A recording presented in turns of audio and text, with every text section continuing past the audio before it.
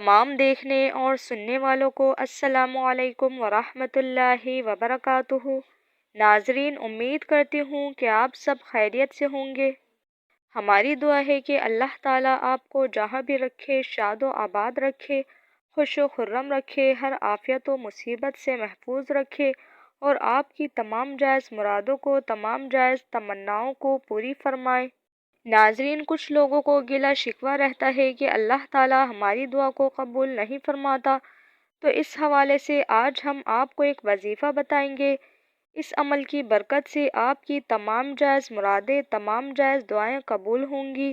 ناظرین، جائز دعائیں قبول کروانے کے لیے بہت ہی پیارا اور بہت ہی مختصر سا عمل ہے۔ یہ عمل اللہ تعالیٰ کے ناموں پر مشتمل عمل ہے اور بہت ہی پیارا سا اسم اعظم بھی ہے۔ دعا کے متعلق ایک مختصر سی اور چھوٹی سی خوبصورت سی حدیث سنتے چلیے۔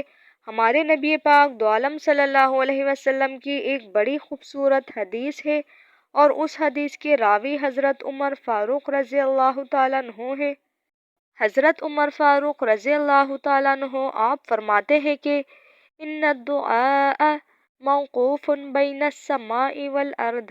آپ فرماتے ہیں کہ دعا زمین و آسمان کے درمیان رد کی جاتی ہے، اور فرماتے ہیں جب تک تو اپنے نبی پاک پر درود پاک نہ بھیجے وہ دعا بلند نہیں ہو پاتی۔ درود پاک کی اہمیت کو سمجھیے۔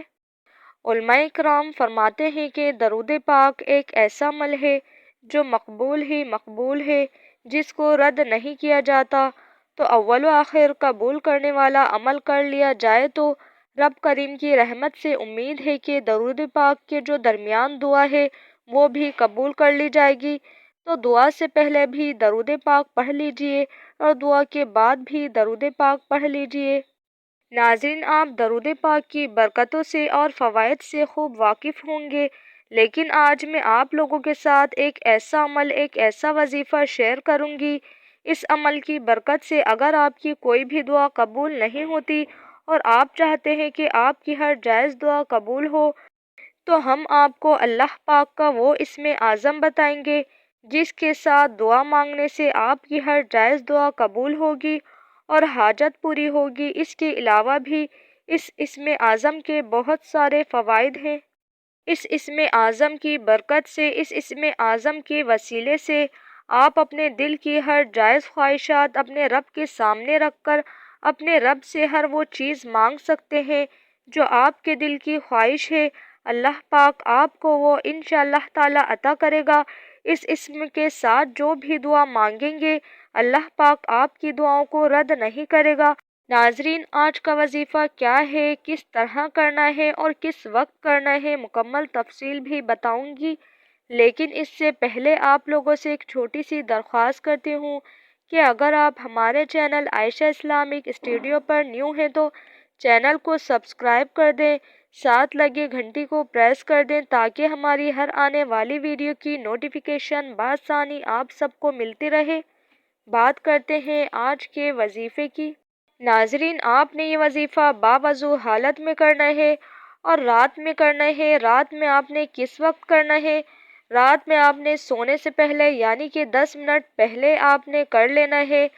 آپ نے باوضو حالت میں یہ اسم مبارک 100 مرتبہ پڑھنا ہے۔ آپ نے یہ اسم مبارک پڑھنے سے پہلے اللہ تعالیٰ کو سجدہ کرنا ہے، اور سجدے کے دوران آپ نے یا حیو یا قیوم، یا اللہ، یا رحمان، یا رحیم 100 مرتبہ پڑھ لینا ہے، اور پھر یہ پڑھنے کے بعد اپنی حاجت کو اللہ پاک کے سامنے پیش کرنا ہے۔ انشاءاللہ تعالی آپ کی دعا، آپ کی مراد ضرور پوری ہوگی۔ یاد رہے کہ وظیفہ کرتے وقت، دعا کرتے وقت اپنے مقصد کو، اپنی دعا کو آپ نے ذہن میں رکھنا ہے۔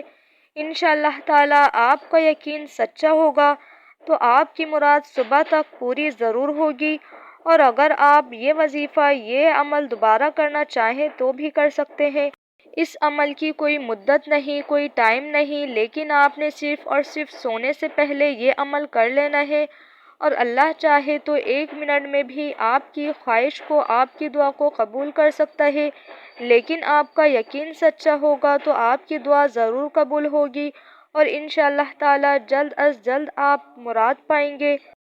ناظرین، آج کی ویڈیو کا ہم یہی اختتام کرتے ہیں۔ امید کرتی ہوں کہ آج کی ویڈیو آپ لوگوں کو پسند آئی ہوگی۔ پسند آئی ہو تو اپنی رائے کا اظہار ضرور کریے گا، کمنٹس کر کے ضرور بتائیے گا۔ ملتے ہیں آپ سے نیکسٹ ویڈیو میں، اپنا بہت سارا خیال رکھیے گا۔ اللہ حافظ۔